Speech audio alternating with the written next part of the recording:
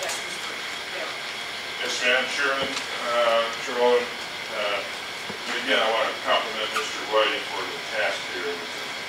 This is the yeoman's job of doing, but I do have some questions I wanted to ask. Who is the clerk of the Board of Canvassers, or the secretary to the Board of Canvassers? Do we have one? she's the one that takes the minutes. You're talking about who takes the minutes? Who's the formal, by designation, the secretary or the clerk of the Board of Canvassers? She's the clerk of Well, she's the clerk of the city, right. But of the Board of Canvassers. She's on the election commission. Who's the clerk of, or is there not one? Otherwise, you would receive. There is not one designated. Okay, all right, that's what I wanted to know. All right, and there were discussion the other day that the poll books are going to be delivered to the county. I understand tomorrow. Is that correct? But then I also understand from Mr. Whiting that there's going to be some more activity for Saturday. Are you going to hold some back, the ones that are still issued, or all the poll books going along? That was about that county proposal. I guess they didn't want to do poll books.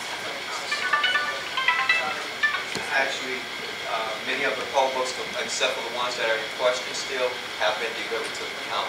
They are in possession of those poll books as of Saturday.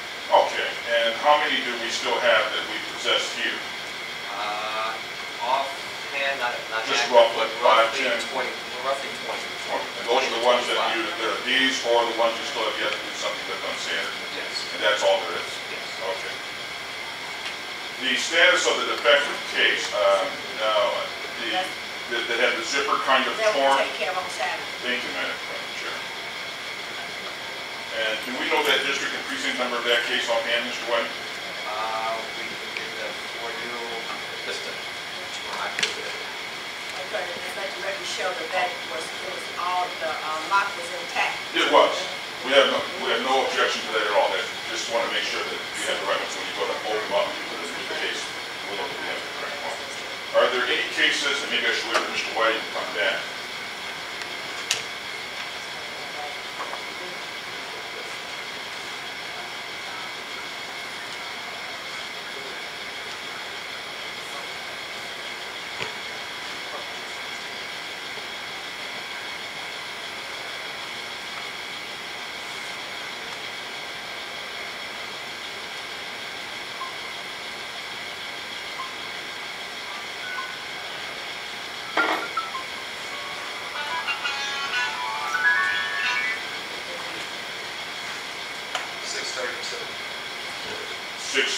Madam Chair.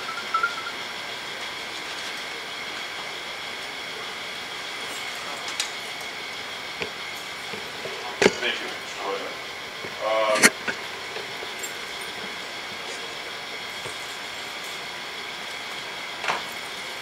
Yes. I got it. Are there any remaining cases that there is differences between the physical count of the ballots and the poll books other than the 25 that Mr. White, no, just those that are still to be tried to be resolved over the week? Yes. All right, thank you. Madam Chair, I wish to make a statement to this board that I am, in 1989, Madam Chair, Detroit had about 1.1 million, about 1.150 million. We had an election that year in August or November the 4th, 1989. 251,000 people voted, Madam Chair. In that election, 51,000 people who voted. Coleman Alexander Young received a vote count of 56.20%. In that same election, the candidate for mayor in that year was Thomas Barrow, or Tom Barrow, who happens to be a candidate in this election. He received 43.80%. In the election just conducted last week, with a population of about 900,000 voters, 900,000 residents, and 129,000 people who actually voted, the incumbent who won the election received precisely 56.20%. He received, the other candidates received precisely 43.80%, which is precisely the same as that in 1989. Madam Chair, that is a statistical anomaly and cannot occur.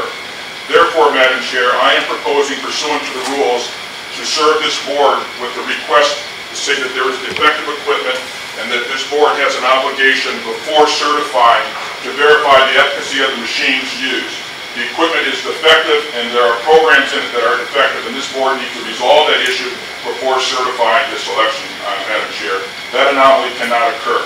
The data which reflects the 1989 is now missing, and we've had to go through a different way to try to get it, Madam Chair. I believe that this process is above reproach. There's something with the machines and the programming which is beyond the eyesight of the people in this room, Madam Chair. Thank you. Any other comments? And the city law requires this board to perform certain testing procedures pursuant to the manual that's there, Madam Chair. Any other comments? Okay, meeting will stand. We see this in the meeting. Will be recessed and we will convene on Saturday morning at 8:30. 9 o'clock? 9 o'clock, okay? What time, Madam Chair? 9 o'clock. Thank you. Oh, 9 o'clock. That's Saturday, November the 16th. Saturday, November the 16th. At 9 a.m. Now Saturday is the 14th. What's the 14th? Okay. Saturday, November 14th. wherever, it'll be this Saturday. At 9 a.m. Thank you. Thank you. Yeah, like you said. 1989, you had a population of almost 1.2 million people. You had 251,000 people get out and vote. You had almost 50,000 absentees. All the facts and circumstances are different than today. This election today, you have 129,000 people, literally approximately half the number of voters.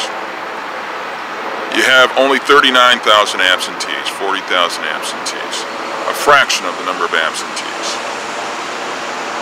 With the population having declined from 1.2 million people down to just slightly over 900,000. All of the circumstances are different. It is an anomaly, an impossibility to have an election to be precisely 56.2 and 43.8 both times.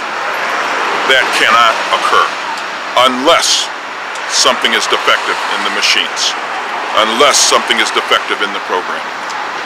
We now have to make sure that the ballots are sequestered and that they are controlled, and then the board then will just investigate the machines to determine if the machines are defective. And the only way they can know that is to now go to the paper ballots, get an answer from several of them, and then compare that to what the machine shows.